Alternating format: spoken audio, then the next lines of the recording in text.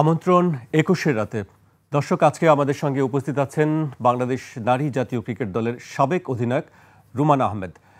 রুমানা, আপনাকে স্বাগত জানাচ্ছি ২১-এর রাত থেকে। ধন্যবাদ আপনাকে।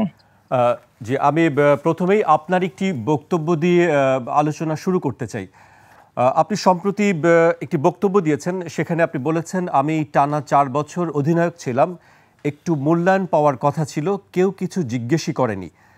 জাহানারা বলেছে, আমি বলেছি, এগুলো শোনার সময় এসেছে। আমরা সিনিয়ররা না বললে জুনিয়ররা চিরদিন চুপ থাকবে।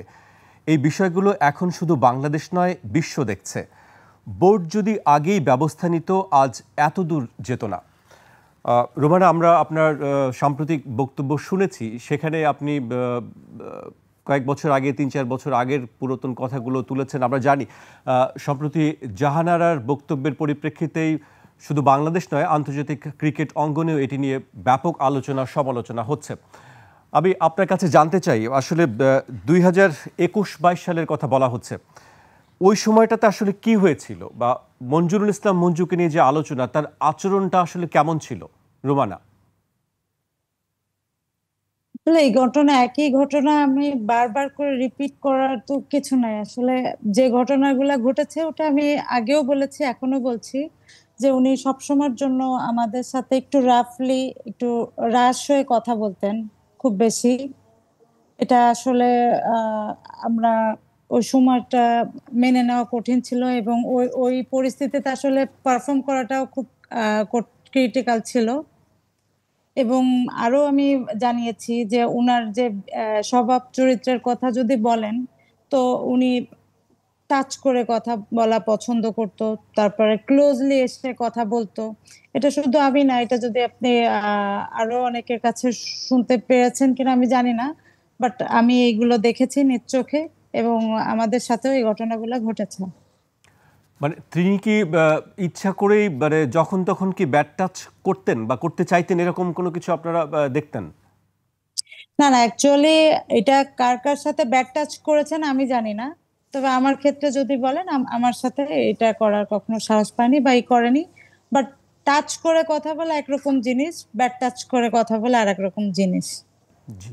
এখন উনি আমাদের অফিস স্টাফ ছিলেন, স্টাফ বলতে সরি, আমি ভুল বলেছি, যে উনি আমাদের ম্যানেজার, মানে অফিসিয়াল ছিলেন উনি। জি।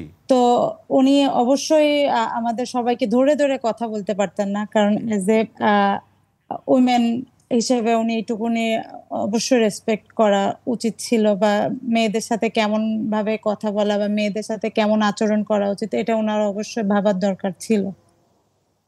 জি, আপনি বলেছেন যে কখনো তিনি কাঁধে হাত রাখতেন বা পেছন থেকে এসে ধরতেন। এই অভিযোগগুলো কি আসলে সত্যি? হ্যাঁ, এই অভিযোগগুলো সত্যি, এবং আমিও এরকম পরিস্থিতির শিকার ছিলাম। মানে আমার সাথেও এই ঘটনাগুলো ঘটেছে, এবং আমার দেখায় অনেকের সাথে এরকম ঘটনা ঘটেছে। মানে এটি আমরা যতদূর জেনেছি, আমরা সম্প্রতি জাহানারার বক্তব্য শুনেছি, তারপর আপনার বক্তব্য শুনেছি, আরেকজন ক্রিকেটারের বক্তব্য শুনেছি। এর বাইরে কি আরও কি মেয়েরা কি এই ধরনের হয়রানির শিকার হয়েছে, আপনি জানেন কি? হয়নি বলতে, আসলে আগে তো আমাকে বুঝতে হবে কোনটা আমার সাথে ব্যাড টাচ হয়েছে, কোনটা আমার সাথে গুড টাচ হয়েছে, এটা তো অবশ্যই বুঝতে হবে। এখন আমার কাছে তো ওইভাবে না, কিন্তু অনেকে এসে দেখা যাচ্ছে যে তার এই যে গায়ে পড়ে কথা বলা, এই জিনিসগুলা নিয়ে আমাদের মধ্যে আলোচনা হতো। জি, আপনি ব্যাড টাচ বোঝাতে চাচ্ছেন, একবার বলছেন যে আপনি বলেছেন যে একটা মেয়ে আসলে সাধারণত সে বোঝে কোনটা ব্যাড টাচ, কোনটা গুড টাচ। জি, সেক্ষেত্রে তো এটাই তো জি। বললাম, সেক্ষেত্রে দেখা যাচ্ছে যে একটা মেয়ে আলোচনা করা মানে কি তার এই জিনিসগুলো ভালো লাগছে না। হ্যাঁ, ব্যাপারটা কি বোঝা যাচ্ছে এখানে আমাকে বলেন, যে তার সাথে গায়ে পড়ে এসে কথা বলতেছে কিন্তু তার ভালো লাগতেছে না। এটা তো আসলে আমার মনে হয় না কোনো ভালো সংক্রান্ত কথা এটা হতে পারে। জি, আপনারা ওই সময়টাতে আসলে তখন সংবাদ মাধ্যমে কোনো কিছু বলেননি কেন? বা আমরা জানি যে আপনারা একটা অভিযোগ দিয়েছিলেন। বিশেষ করে জাহানার আলম তিনি বলেছেন, দাবি করেছেন একটি অভিযোগ দিয়েছেন। আপনিও বলেছেন যে ৬ পৃষ্ঠার একটি লিখিত অভিযোগ দেওয়া হয়েছিল। সেই অভিযোগ উল্টো তার বিরুদ্ধে ব্যবহার করা হয়েছে। আসলে এত বছর পরে সেই বিষয়টি বা আবার সামনে আসার পেছনে কারণ কি?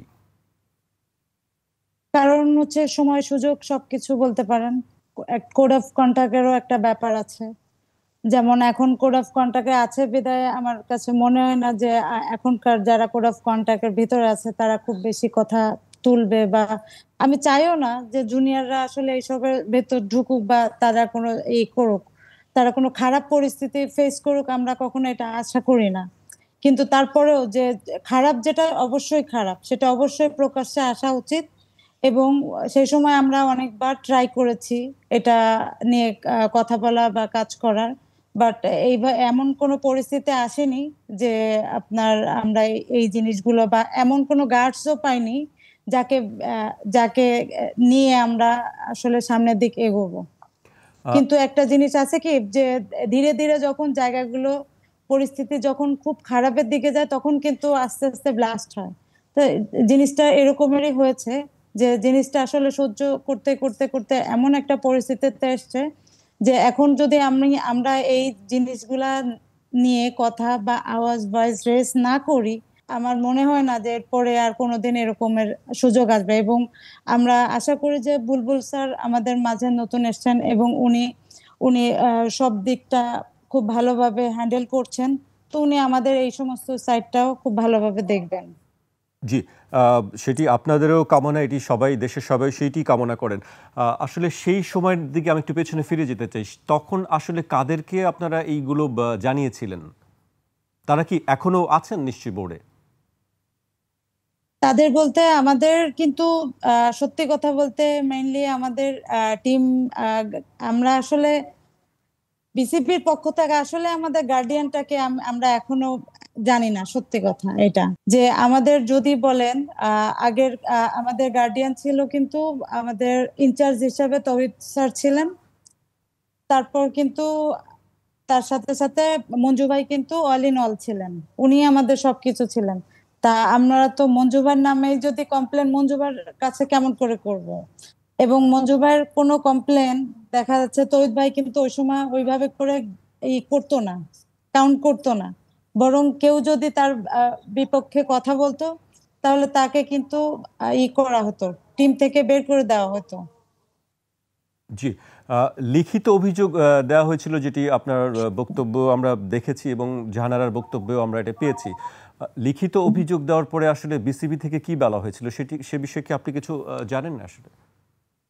না, এটার ব্যাপারে আমি জানি না, কিন্তু জাহানারা যখন লিখিত একটা নোট দিয়েছিল তারপরে কিন্তু জাহানারার যে ক্যারিয়ারের তখন থেকে কিন্তু ক্যারিয়ারটা আরো বেশি ড্যামেজ হওয়া শুরু করেছে। আই মিন, জাহানারাকে কিন্তু টিম থেকে বাদ দেওয়া হয়েছিল এবং ওর বিরুদ্ধে আরো অনেক প্রকারের নিউজ করা হয়েছিল। তো এই সমস্ত দেখে আমার মনে হয় না কেউ আর সামনের দিকে এগোতে পারে।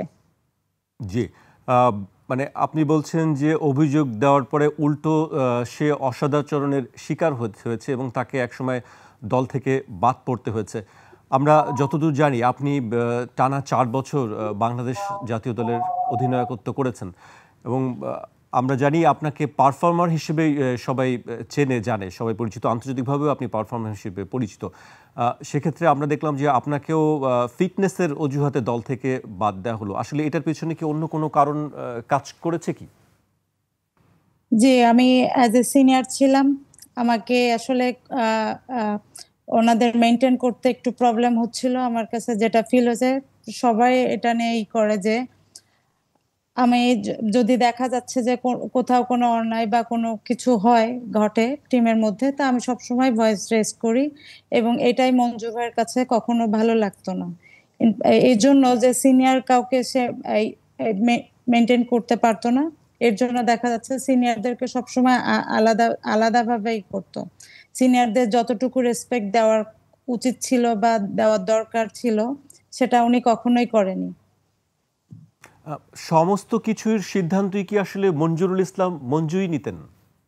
জি, উনি যেটা আমাদের ইনচার্জ তৌহিদ ভাইকে বলতো, তৌহিদ ভাই ওটাই সবসময় মেনে নিত। ইনফ্যাক্ট যেটা আমাদের চেয়ারম্যান স্যার নাদের স্যারকে বলতো, নাদের স্যার ওটাই মেনে নিত। তো ওটাই আমাদের ছিল।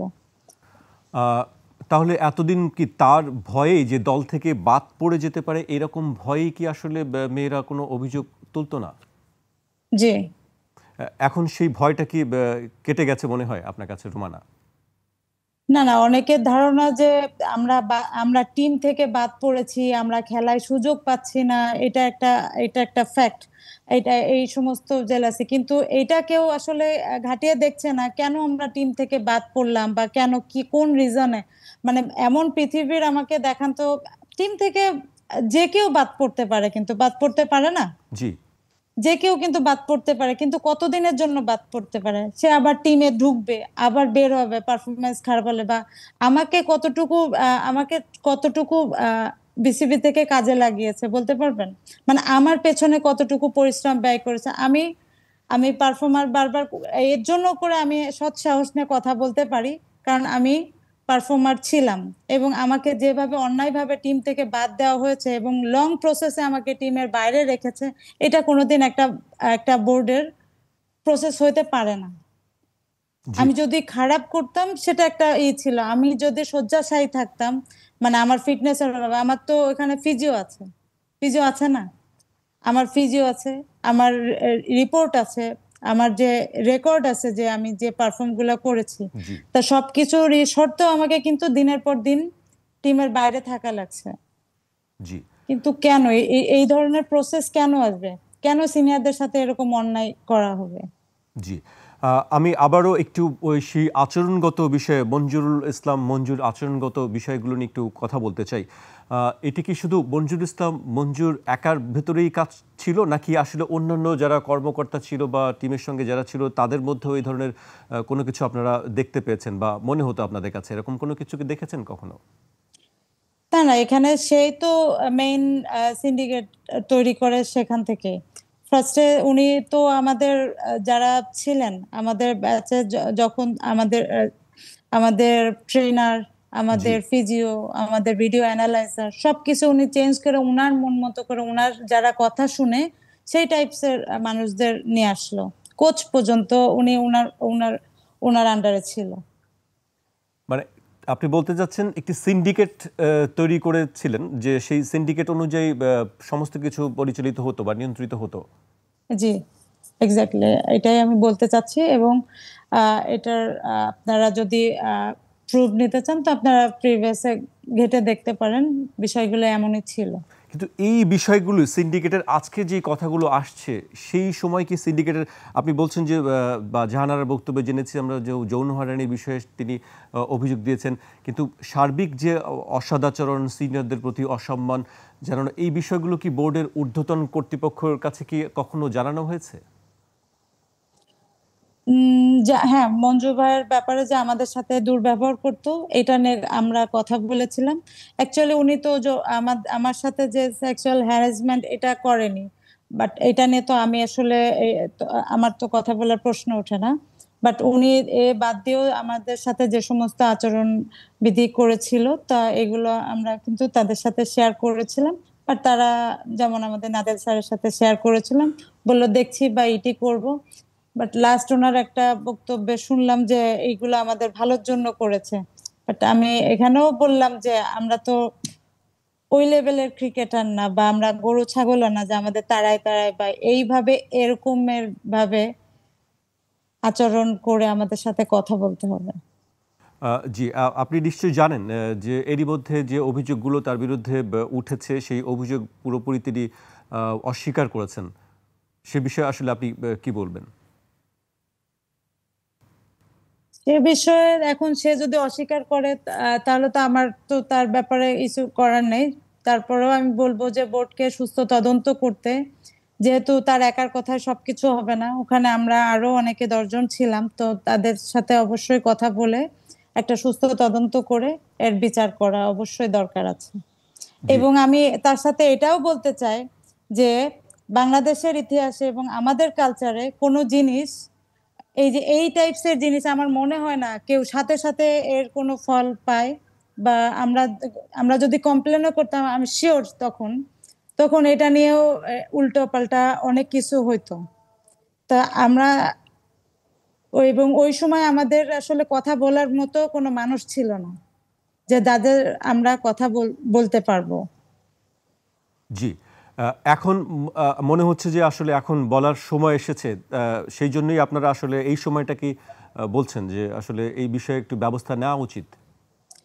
আসলে একটা জিনিস চলতে চলতে হয়ে গেছে কি, এখন এত দুর্নীতিতে মানুষ, এই যে আমাদের কিন্তু সরকার পরিবর্তন হয়েছে, আমরা সবাই জানি এটা কেমন করে হয়েছে। আমরা তো ফার্স্ট 5 বছর পরেও তো জি একই কাজ করতে পারতাম না, জি কিন্তু কিন্তু কেউ কিন্তু পারেনি। 17 বছর পরে কিন্তু এটা আমাদের একটা পরিবর্তনের পালা এসছে। তো পরিবর্তন সাথে সাথে কেউ চেষ্টা করলে হয় না। তারা কিন্তু বুদ্ধি করে আমাদের এক এক করে কিন্তু টিম থেকে তাড়াইছে, একসাথে তাড়ায়নি। এবং জি আমাদের একার কথা যে অ্যাজ এ সিনিয়র পার্সন হিসাবে বা অ্যাজ এ ক্যাপ্টেন ছিলাম, যে সাবেক ক্যাপ্টেন ছিলাম, সেই হিসাবে যে কারোর কোনো কথা শুনতে হবে, তো এরকমের আমাদের কোনো গার্ড নেই যে আমরা তাকে ধরে কথা বলবো। জি রোমানা, আপনার কাছে আবারও আসবো। আমি এই পর্যায়ে একটি বিরতিতে যেতে হচ্ছে, বিরতির পর আবারও ফিরছি। দর্শক আপনাদের সঙ্গেই থাকুন।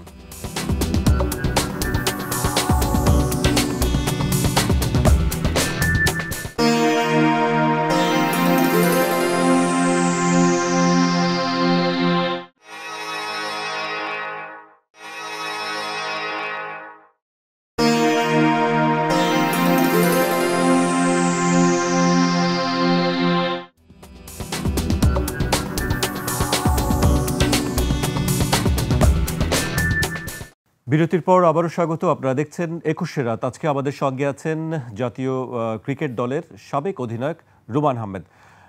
আমরা রুমানার সঙ্গে কথা বলছিলাম, তিনি বেশ কিছু বিষয় নিয়ে আমাদের সঙ্গে কথা বলছিলেন। রুমানা, আপনি নিশ্চয়ই আমাদের সঙ্গে যুক্ত আছেন। জি, রুমানা, আপনি তদন্তের কথা বলছিলেন যে তদন্ত চলছে, আপনারা আশাবাদী। আমরা আরেকটি কথা শুনছি, বা ক্রিকেটারদের ভেতর থেকেও একটি দাবি উঠেছে যে স্বাধীন তদন্তর কথা বলা হচ্ছে। যারা ক্রিকেটের সঙ্গে সংশ্লিষ্ট নয় এমন ব্যক্তিদের নিয়ে তদন্ত করার কথা বলা হচ্ছে। আপনারা এ ব্যাপারে কি বলবেন? আসলে কি যে তদন্ত কমিটি আছে সেটি দিয়েই চলবে, নাকি আসলে স্বাধীন কোনো তদন্ত কমিটি গঠন আপনারা চান? আমরা আসলে কে ভালো, এখন আমরা এই লেভেলে আমরা আমরা তো এখন খেলার মধ্যে বা এটা না, আমরা ওই দিকে যাব না, কিন্তু বোর্ডের উপর আমাদের আস্থা হারায় যাক এটা আমি চাই না। আমরা বোর্ডের উপর পূর্ণ আস্থা রাখতে চাই এবং আশা রাখতে চাই যে একটা সুস্থ তদন্ত হবে। এখন এরা নতুন, এদেরকে কাজ করাচ্ছে, আমি জানি না কতটুকু কি কাজ করবে বা কেমন তাদের আসলে প্রসেসটা কি, এটাও আমি জানি না।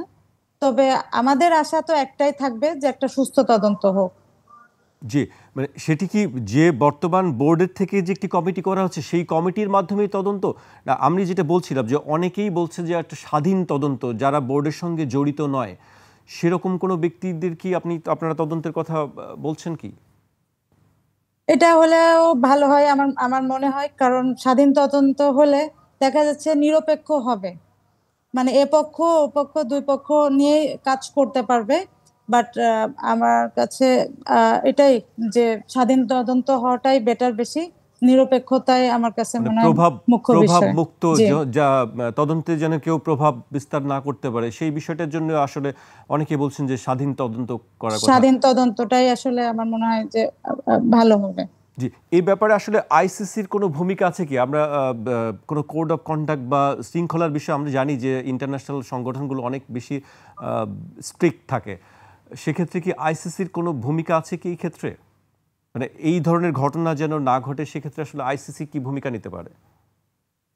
না, এটা আমার তো মনে হয় রাষ্ট্রীয় ব্যাপার, এটা আইসিসির আমার মনে হয় না কোনো সাবজেক্ট। এখানে আইসিসির ভূমিকা আসার কথা না। যদিও এখানে আরো বেশ কিছু ইস্যু উঠে আসছে, যেমন ফিক্সিং এর একটা কথা জি শোনা যাচ্ছে, বাট এটা নিয়ে আমি শিওর না, এটা নিয়ে আমি কথা বলতে চাই না, বা আমি জানি না, সেটা আমার আসলে বলা ঠিক না। তারপরেও মানে এটা এই টাইপসের যদি কোনো ব্যাপার থাকে, তাহলে এটা আইসিসির অবশ্যই এগিয়ে আসা উচিত। বাট এই যে এখন যে রাষ্ট্রীয় যে সমস্যাগুলো আছে, এটা আসলে আমাদের দিক থেকেই মানে সলভ করাটাই আমি সব জি থেকে ভালো মনে করি। জি এবার একটু বর্তমান জাতীয় দল নিয়ে একটু কথা বলতে চাই। জাতীয় দলের বর্তমান অবস্থাকে আসলে কিভাবে দেখছেন? আমরা জানি যে জ্যোতি এখন বাংলাদেশ দলের অধিনায়ক, এবং দলে যারা আছে তাদের বিরুদ্ধে অনেক সময় দুর্ব্যবহার করা এবং গায়ে হাত তোলারও অভিযোগ আমরা শুনেছি। আসলে এই অভিযোগগুলো কতটুকু সত্য? অভিযোগগুলো আমার চোখে দেখা কয়েকটা অভিযোগগুলো অবশ্যই আপনি নিজে সত্যতা দেখেছেন? অবশ্যই আছেন। হ্যাঁ, নিজে দেখেছি সেরকমের আছে যে আমি ক্যাম্পে থাকাকালীনই এখানে মারামারির একটা ঘটনা ঘটেছিল। একটা না, দুইটা ক্যাম্পেই আমি মারামারি ঘটনা দেখেছি। এবং আপনি এই যে জুনিয়রদের সাথে যে রাফ ভাবে কথা বলা, এটাও দেখেছি। তো মারামারি মানে কি? গায়ে হাত তুলতো? গায়ে কে হাত তুলতো? জ্যোতি গায়ে হাত তুলতো জুনিয়রদের? হ্যাঁ, জ্যোতি হাত তুলতো এবং দেখা যাচ্ছে বিভিন্ন পর্যায়ে মানে একটা পর্যায়ে মারামারি সৃষ্টি হতো, যে দুই পক্ষ দেখা যাচ্ছে গায়ে হাত তোলাতুলি করছে এরকম। জি, আমরা শুনেছি যে মাঠ থেকেও, মাঠের মধ্যেও অনেক সময় সতীর্থদের সঙ্গে অসদাচরণ করতেন তিনি বা করেন। সেটি কি আসলে ঠিক, সত্য? সেটি তো আমি আপনাকে বললাম যে সে এটা তো করতো এবং তার সাথে সাথে অনেক রাফ ব্যবহার রাস থাকতো ঈশ্বর মানে মাঠে। মাঠের ভেতরেই? জি আচ্ছা, তো এই বিষয়গুলো কি আসলে যারা টিমের ম্যানেজমেন্টের ছিল তারা কি জানতেন না, বা এখনো কি তারা জানে না যে তার সব মানে জুনিয়র বা সিনিয়রদের সঙ্গে কিভাবে আচরণ করতে হয়? সেই বিষয়গুলো নিশ্চয়ই একটা গাইডলাইন আছে। দেখেন, অ্যাকচুয়ালি আমরা এটা নিয়ে মনে হয় আগেও কথা বলেছি। এটা এখন যদি ওইভাবে করে তার টিমটাকে সাজিয়েছে জুনিয়রদের, যে তার উপরে কিন্তু কেউ কথা বলার নাই। তো এখন যে সে যেভাবে টিমটাকে পরিচালনা করছে ঠিক ওইভাবেই টিম পরিচালিত হচ্ছে। আর এখানে আসলে আর কারোর কোনো হস্তক্ষেপ করার কোনো বিষয় নেই। তিনি যেভাবে না ইচ্ছা সেভাবে মেয়েদেরকে ট্রিট করবে, এটি তার মানে চ্যালেঞ্জ করার বা তাকে কোনো প্রশ্ন করার কেউ নেই? না, কেউ না। টিম সিলেকশনের ক্ষেত্রেও কি পুরো তার একক সিদ্ধান্তের উপরই কি টিম নির্ভর করে? না না না, এটা টিম সিলেকশনের উপর নির্ভর করে না। বাট মঞ্জু ভাই থাকতে অনেকটা তারা দুজনে মিলেই করতো। বাট এই প্রথম ওয়ার্ল্ড কাপে হয়তো বা দুইটা এরকমের চেঞ্জ আসছে তার বিপরীতে। বাট সবসময়ের জন্য অধিকাংশ মানে 80% তার হাতেই থাকতো। জি। আপনি কিছুক্ষণ আগে বলছিলেন যে একটা সিন্ডিকেট কাজ করে একটা ক্ষেত্রে। সিন্ডিকেটের মধ্যে আসলে কারা কারা জড়িত? সিন্ডিকেটের মধ্যে আপনি জড়িত বলতে এখানে তো আপনার ওর ওর সাথেই সবার সাথে আল্লাহর রহমতে খুব ভালোই সম্পর্ক থাকে। এবং ও দেখা যাচ্ছে তাদেরকে খুব সুন্দরভাবে কনভিন্স করে দেখা যাচ্ছে তারা মিলেই একটা ভালো সিন্ডিকেট বলতে আপনি আমাদের ক্যাপ্টেন, তারপরে সিলেক্টর, তার সাথে আছে আমাদের, না হেড কোচ আমাদের খুবই সম্মানিত, তাকে করতে পারেনি। বাট আমাদের অ্যাসিস্ট্যান্ট কোচ আছে। আপনি বলেছেন যে বারবার করেও কোনো ব্যবস্থা নেওয়া হয় না। এখন কি আসলে মনে হয় যে এই সব আপনাদের যে অভিযোগের পরিপ্রেক্ষিতে বোর্ড কি আসলে নতুন করে চিন্তাভাবনা করছে, বা যাদের বিরুদ্ধে অভিযোগ আছে তাদের বিরুদ্ধে কি আসলে যথাযথ ব্যবস্থা নেবে বলে কি আপনারা মনে করেন? যথাযথ ব্যবস্থা নিবে নাকি এটা বোর্ড জানে, বাট আমি বলতে পারি নেওয়া উচিত। এবং এটাই এটাই উচিত যে যারা অপরাধী বা যারা এই যে টিমটাকে নষ্ট করতেছে বা বা টিমটা এখন যে পর্যায়ে যাওয়ার কথা ছিল আমরা কিন্তু সেই পর্যায়ে যেতে পারিনি। ঠিক আছে, তো আমরা চেষ্টা করছি কিভাবে আরো আমাদের যে ন্যাশনাল টিমটাকে আরো ভালোভাবে সামনের দিকে এগিয়ে নেওয়া যায় এটা। কিন্তু দিন দিন যদি পরিস্থিতি এরকম খারাপ হতে থাকে আমাদের কখনোই একটা ভালো টিমে পরিণত হবে না। তো আমার মনে হচ্ছে এখন যে জিনিসটা হচ্ছে খুব এই জিনিসটা আরো অনেকের ভয়েস রেজ করা উচিত এবং এখান থেকে আমাদের বের হয়ে আসা উচিত। এবং এমন আহ, যারা এই টিমের এই সমস্ত অপকর্মের সাথে জড়িত তাদেরকে এমন শাস্তি দেওয়া উচিত যেন ভবিষ্যতে এটা দৃষ্টান্তমূলক কিছু রেখে যেতে পারে, যেন এরকম কাজ আর কখনো কেউ ভয় করতে না পারে। রুমানা, আমরা সম্প্রতি বিশ্বকাপ দেখলাম, সেখানে বাংলাদেশের একটি ম্যাচ ছাড়া বাকি সব ম্যাচই বাংলাদেশ হেরেছে। আসলে বাংলাদেশের পারফরমেন্সকে আপনি কিভাবে দেখছেন? আপনি সাবেক অধিনায়ক, এখানে কি বাংলাদেশের কি মনে হয় কি যে এই পারফরমেন্সটা আরো ভালো হওয়ার কথা ছিল বা ভালো হতে পারতো? অবশ্যই আমরা সবাই দেখেছি আরো 3টা ম্যাচ হয়তোবা আমরা ক্লোজ ছিল। অনেক ক্লোজ ছিল। বাট আমার কাছে কথা হচ্ছে আমরা সবাই এই যে এই ওয়ার্ল্ড কাপটা দেখেছি, জি। বাট আমরা কি কেউ গত লাস্ট যে ওয়ার্ল্ড কাপটা আমরা নিউজিল্যান্ডে খেলে আসছি এটা কি কেউ দেখেছি? না, এটা খুব কম। আমরা কিন্তু কেউ জি, দেখিনি। আমাদের কিন্তু পারফরমেন্স কিন্তু এটার থেকে ওটাই বেটার ছিল অনেক বেশি। জি, আমরা মারুফাকে নিয়ে খুব বেশি আশাবাদী, বা মারুফা খুব একটা ভালো ভাইব রেখে গেছে, এটা কিন্তু সত্যি কথা। জি। কিন্তু আসার পরেও কিন্তু একটা কোশ্চেন থেকে গিয়েছে যে মারুফা কেন ফুল ওভার করতে পারেনি, মারুফাকে দিয়ে কিন্তু আমরা ফুল স্পেল করাতে পারিনি। সেক্ষেত্রে কি এটি মারুফা কি? কিন্তু 10 ওভার বল করতে পারেনি। জি, ইনফ্যাক্ট আমাদের সমস্ত ব্যাটসম্যান, যেমন আমাদের ক্যাপ্টেন সহ এখানে কিন্তু 2-3 জন ব্যাটসম্যান কিন্তু নক করেছে, সবাই কিন্তু করতে পারেনি। জি, এখন কথা হচ্ছে যে আমাদের টিমের তাহলে ডেভেলপটা কোথায় হচ্ছে? যে আমি তো গত যে 4 বছর আগের যে ওয়ার্ল্ড কাপ, সেখানেও কিন্তু আমরা ওই সারফেসে ওই কঠিনতম স্থান থেকে আমরা কিন্তু আহ, এসে আমরা কিন্তু নিউজিল্যান্ডে ওইটাই আমাদের ফার্স্ট ট্যুর ছিল, এবং সেখান থেকে কিন্তু আমরা আমরা পাকিস্তানকে হারিয়েছিলাম, ওয়েস্ট ইন্ডিজের সাথে 4 রানে হেরেছিলাম, মানে ওটাও খুব ক্লোজ ছিল, এবং সাউথ আফ্রিকার সাথেও খুব ক্লোজ একটা ম্যাচ ছিল। তা প্রত্যেকটা টিমের এত এত ডেভেলপ হওয়ার পরেও বাংলাদেশের তাহলে অবস্থানটা কোথায়? সেই সাথেই তো পড়ে থাকতে হচ্ছে। তাহলে আপনার মানে টিম ডেভেলপমেন্টটা কোথায় হচ্ছে? ওই যে মারুফার প্রথম 4 ওভার, এটাই যদি আমাদের যদি ডেভেলপমেন্ট, আমাদের ভাইব যদি চেঞ্জ করে দেয়। এখন দুই একটা প্লেয়ার ডেভেলপ করতেছে, তার মানে টিম ডেভেলপ করতেছে না, টিম সেই সাথেই আছে। জি। কিন্তু এটার কারণ কি? আপনি বলছেন যে তাকে পুরো স্পেল করানো হয়নি, মানে এটার কারণ কি? এটার কারণ তো আমি বলতে পারবো না, এটা তো ভালো আমাদের কোচ বা ক্যাপ্টেন তারা নিজেরাই এটা নিয়ে ব্রিফিং আপনি তো করেছে। ক্যাপ্টেন, সাবেক ক্যাপ্টেন, আপনি নিশ্চয়ই জানেন, আপনি নিশ্চয়ই তাকে ব্যবহার করতে চাইতেন, আপনি চাইতেন যে তার পুরো স্পেলটা যাতে ব্যবহার করা হোক, দেশের কাজে লাগুক, দলের কাজে লাগুক। বাট ও করতে পারছিল না এটা। আ- এখন কেন পারছিল না এটা তো আমার আসলে জানার কথা না। জি। আসলে মেয়েদের ক্রিকেটের ইনফ্যাক্ট আরেকটা জি, কথা আমি বলতে ভুলে জি, গিয়েছি। এটা অনেকে করছে, যখন তিলকরত্নে জি, একটা কথা বলে গিয়েছিল যে যাওয়ার আগে, যে সে কিছু টিমের মধ্যে গ্রুপিং ছিল, এই গ্রুপিং গুলো উনি উনি ভেঙে দিয়েছে। হ্যাঁ, এটা জি। কিন্তু উনি যাওয়ার আগে কথা বলেছিল। কিন্তু আমার কথা হচ্ছে উনি যাওয়ার আগে কেন আমাকে ডেকে, কেন আমার আমার হেল্প চাইলো, আমাকে বলল তুমি টিমটাকে রক্ষা করো, তুমি প্লিজ বোর্ডের কাছে যে কমপ্লেন করো, জ্যোতি টিমটাকে নষ্ট করে দিচ্ছে, আমার যদি দরকার হয় আমি তোমাকে হেল্প করব। এটা হাসান তিলকরত্নে বলেছিলেন আপনাকে? হ্যাঁ, তিলকরত্নে আমাকে ডেকে এই কথাগুলো বলছেন। ইনফ্যাক্ট আপনার আমাদের যে বোলিং কোচ যে দিনুক ছিল, সেও জি। পর্যন্ত আমাকে এশিয়া কাপের জাস্ট লাস্ট যেদিন আমরা ব্যাক করব তার আগের দিন রাত্রে 1 ঘন্টার বেশি দাঁড়ায় আমাকে টিম সম্পর্কে বলল যে জ্যোতি টিমটাকে এরকম নষ্ট করে দিচ্ছে।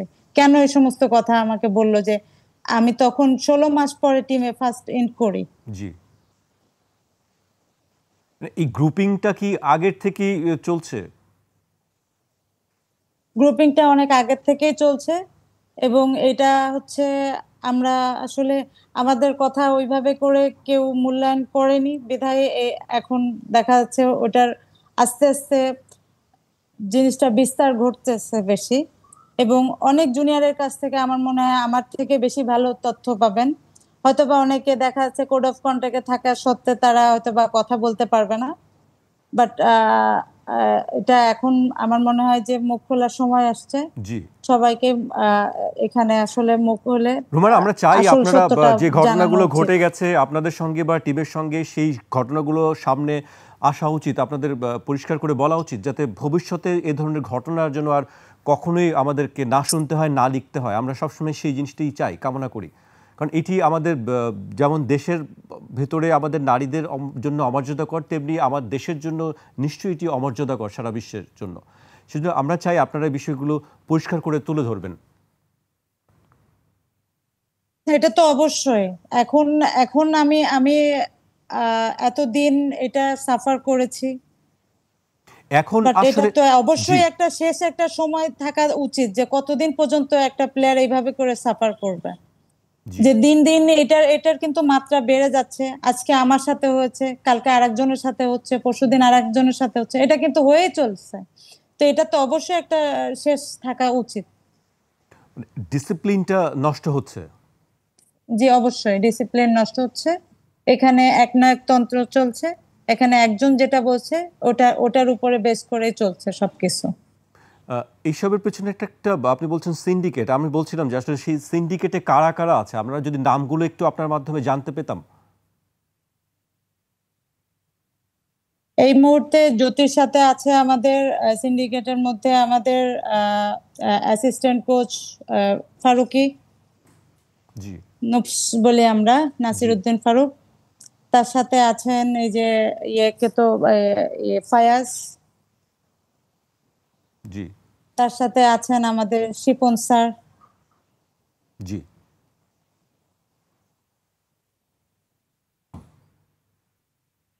জি রুমানা, আমি যেটি এবার আপনার ব্যক্তিগত বিষয়ে আমি আসতে চাই। আপনি কি জাতীয় দলে আবার কামব্যাক করার স্বপ্ন দেখেন? নিশ্চয়ই। স্বপ্ন কে না দেখে? আমি তো ক্রিকেটটাকে ছাড়িনি, আমি এখনো স্বপ্ন দেখি। এবং আমি যদি নিজেকে আসলে আহ, আমার আমার এতটা পরিমাণ ডিপ্রেশনে পড়ে গিয়েছি যে আমি আমার নিজের ক্ষতিটাই বেশি হয়েছে এখানে। এখানে আমার যেখানে থাকার অবস্থান থাকার উচিত ছিল, আমি নিজের কেয়ার ওইভাবে করতে পারছি না। আমি ওইভাবে মেন্টালি কোনোভাবেই ক্রিকেটে মেন্টালটা নিতে পারছি না। তো জি এইভাবে করে আসলে আমি কতদূর এগোতে পারবো আমি জানি না। তবে স্বপ্নটা আমার স্বপ্নই হয়তো বা থেকে যাবে। বাট আমি আশা করি যে আহ, কোনো না কোনো দিন হয়তো বা আমার স্বপ্ন পূরণ হইতেও পারে বা নাও হইতে পারে। এটা বাংলাদেশি কালচারই বলে দিবে আসলে আমি কোন পর্যায়ে যাব। তবে আমি আমার পরিশ্রমটা চালিয়ে যাচ্ছি এবং পরিশ্রম চালিয়ে যাব। না, আমরাও আশা করি আপনি যেমন পারফর্মার হিসেবেই আপনার পরিচিতি সারা বিশ্বে বাংলাদেশের প্রতিনিধিত্বকারী হিসেবে, আমরা চাই আপনি পারফর্মার হিসেবেই আবার হয়তো দলে ঢুকবেন। নতুন যারা আসছে, যারা মেয়েরা ক্রিকেটে আসছে, তাদের জন্য আসলে আপনার বার্তা কি? নতুন যারা আসছে আমি তাদেরকে একটাই বলবো, ক্রিকেট একটা ডেডিকেশন। ক্রিকেট বলতে না, সমস্ত স্পোর্টস একটা ডেডিকেশনের জায়গা। এখানে সবাইকে যে মনোযোগ দিয়ে খেলা এবং পারফর্ম করা। এখানে আদার্স যে অনেকে এসে চিন্তা করে যে আমাকে অমুককে খুশি করতে হবে বা তমুককে খুশি করতে হবে, এরকম না। আমাদের মূল ফোকাসটা ক্রিকেটের উন্নয়ন এবং নিজেকে পার্সোনালি যদি আমি ইন্টারন্যাশনালি চিন্তা করি, তো হার্ডওয়ার্কের কোনো শেষ নাই। তো নিজেকে পারফর্মার হিসেবে গড়ে তোলা নিজের যোগ্যতায়। জি। আর এর পাশাপাশি যে ব্যারিয়ার্সগুলো আছে, যে প্রতিবন্ধকতাগুলো আছে, আপনার কাছে আসলে কোন বিষয়গুলো মনে হয় যে এটা মেয়েদের ক্রিকেটের ক্ষেত্রে বা মেয়েদের খেলার জন্য আসলে প্রতিবন্ধকতা হিসেবে কাজ করে? সেটি কি পারিবারিক, সামাজিক বা প্রাতিষ্ঠানিক, কোন ক্ষেত্রে আসলে সবচেয়ে বেশি প্রতিবন্ধকতার শিকার হতে হয়? এখানে দুই তিনটা ব্যাপার আছে যে আপনার অনেক ফ্যামিলি থেকে আসলে এখন তো এই পরিস্থিতিতে আমার মনে হয় না যে আসলে কোনো ভালো ফ্যামিলি থেকে আসলে ক্রিকেটে দিবে যে পরিস্থিতিতে চলছে। তো এখন হচ্ছে এই এই পরিস্থিতি অবশ্যই আমাদেরকে আহ, খুব সুস্থভাবে হ্যান্ডেল করা উচিত। এবং এটা যদি একটা আমি যেটা বললাম যে এটা যদি একটা শাস্তির আওতায় এনে আপনার একটা দৃষ্টান্তমূলক, তো এটা দেখিয়ে দেওয়া যে আমাদের বিসিবি আমাদের পাশে আছেন, নারীদের পাশে আছেন। তো সেক্ষেত্রে দেখা যাচ্ছে অনেক ফ্যামিলি থেকে আহ খেলার জন্য কিন্তু তাদের মেয়েদের পাঠাবে। এবং মানে আমরা যদি বিসিবি থেকে যদি একটা ভালো পরিবেশ দেয়, সেক্ষেত্রে দেখা যাচ্ছে অনেক পরিবার থেকে নারী ক্রিকেটার বেরিয়ে আসবে। এবং যে সমাজের যে যে সমস্ত দেখা যাচ্ছে রাস্তায় গেলে যে প্রবলেমগুলো ফেস করে জি নারীরা, তো এখানে অবশ্যই এদিকেও আমাদের নজর দেওয়া উচিত সামাজিকভাবে। মানে বিসিবিকেই দায়িত্বটা নিতে হবে। আপনি বলছেন যে বিসিবিকেই আসলে নারীদের ক্রিকেটের উন্নয়নের ক্ষেত্রে দায়িত্বটা, মূল দায়িত্ব বিসিবিকেই পালন করতে হবে, সেটি বলছেন আপনি? জি, বিসিবিকে একটা সুন্দর পরিবেশ দিতে হবে, তাহলে দেখা যাচ্ছে নারী ক্রিকেটের উন্নয়ন ঘটবে। জি, এবার আরেকটি বিষয় আছে। আপনি তদন্তের কথা বলছিলেন শুরুতে, এখনো কি তদন্ত কমিটি আপনাদের সঙ্গে কোনো ধরনের যোগাযোগ করেছে কি? না, এখন পর্যন্ত আমাদের সাথে কোনো যোগাযোগ করেনি। তো আমার মনে হয় করা উচিত, এবং এটা খুব দ্রুত করলে আমাদের সবার জন্যই ভালো হবে। জি, আহ, রুমানা, আপনার নিজের কোনো কথা যদি থাকে আপনি বলতে পারেন, খুব সংক্ষেপে। আপনি যদি শেষ মুহূর্তে যদি কোনো কথা বলতে চান। না, শেষ মুহূর্তে আমার একটাই অনুরোধ থাকবে বিসিবির কাছে, যে এখন বর্তমানে আসলে ক্রিকেটের নারী ক্রিকেট আসলে অনেক ডেভেলপমেন্ট একটা টিম, যেটা সামনের দিকে যদি বিসিবি ভালো করে ফোকাস করে অনেক ভালো করতে পারে ইন্টারন্যাশনালি ভাবে। তো এটা ক্রিকেটের, আমাদের যে নারী ক্রিকেটের যে পরিবেশ, এটা যদি একটু ঠিক রাখতো, হয়তোবা নারী ক্রিকেট টিমটা পুরুষ ক্রিকেট টিমের থেকে অনেক দূর এগিয়ে যেত। রুমানা, আপনাকে অনেক ধন্যবাদ আমাদেরকে সময় দেওয়ার জন্য। আহ, আপনি ভালো থাকবেন আশা করি। আপনাকে আবারও ধন্যবাদ জানিয়ে আমরা শেষ করছি। দর্শক, আজ এখানেই শেষ করছি। আবার দেখা হবে কাল রাত ঠিক 12টায়।